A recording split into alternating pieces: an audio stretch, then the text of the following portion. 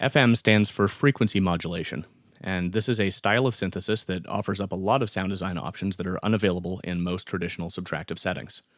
Like we discussed in our introduction to audio rate, modulations at audible or audio rate frequencies have a very different effect on their destination than low-frequency modulations. At audio rate, modulating one oscillator by another produces harmonic complexity.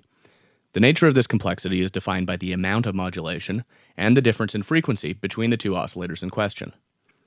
The results are dramatic, and it allows for the creation of extremely complex sounds from often extremely simple waveforms.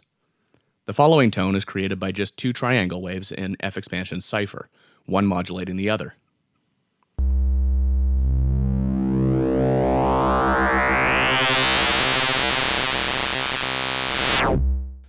Those are the very basic principles, but there are a few notes that we should go over before diving into learning how to make sounds with FM. Mainly the difference between a couple common implementations of FM, analog style and digital FM. Many synthesizers are capable of some kind of FM synthesis, and indeed its history starts not with the digital synths of the 1980s like the Yamaha DX7, but with modular synthesizers of the 1960s.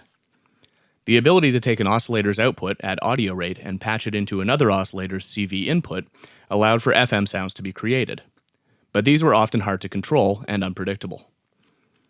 In addition to heavy-duty modular gear, certain monosynths like the Minimoog are capable of basic implementations of FM synthesis.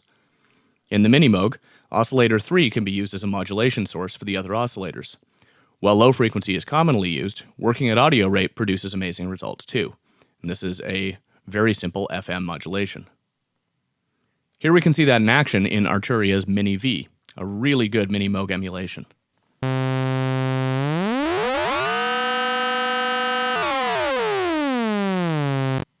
F expansion cipher, part of the DCAM Synth Squad, utilizes this analog style of FM synthesis in a much more evolved manner.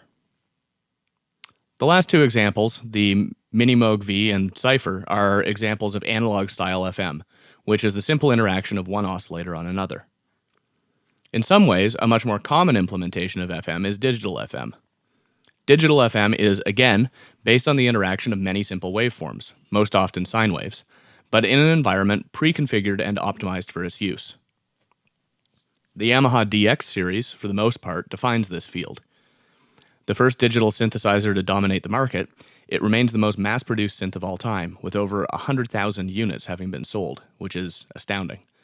It was a brilliant but intimidating instrument, thanks to its really underpowered user interface. A tiny LCD and a spaghetti system of menus and submenus meant that pretty much the majority of its users would never make any attempt to program it, but would rather play its built-in presets or presets from cartridges.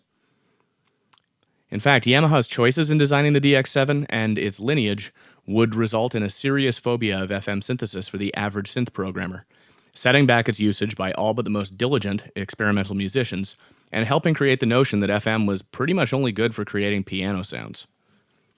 The DX series is, however, extremely influential. It uses a form of architecture that relies on operators, which is a stand-in term for oscillator. The term operator has become part of the parlance of FM synthesis, and you'll encounter it for sure. But for now, just remember that it really means oscillator. It actually means a little bit more than that, and we'll go over it later on, but this works for now. The main difference between digital FM and analog-style FM, or simple subtractive synthesis, is the number of oscillators, or operators, that are used to create a complex sound.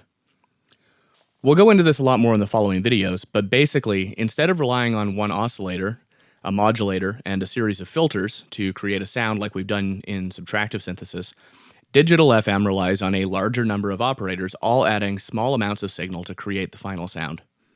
The following bass sound in Ableton's operator is a 4-operator, or oscillator sound using nothing but sine waves at different pitches with different routings.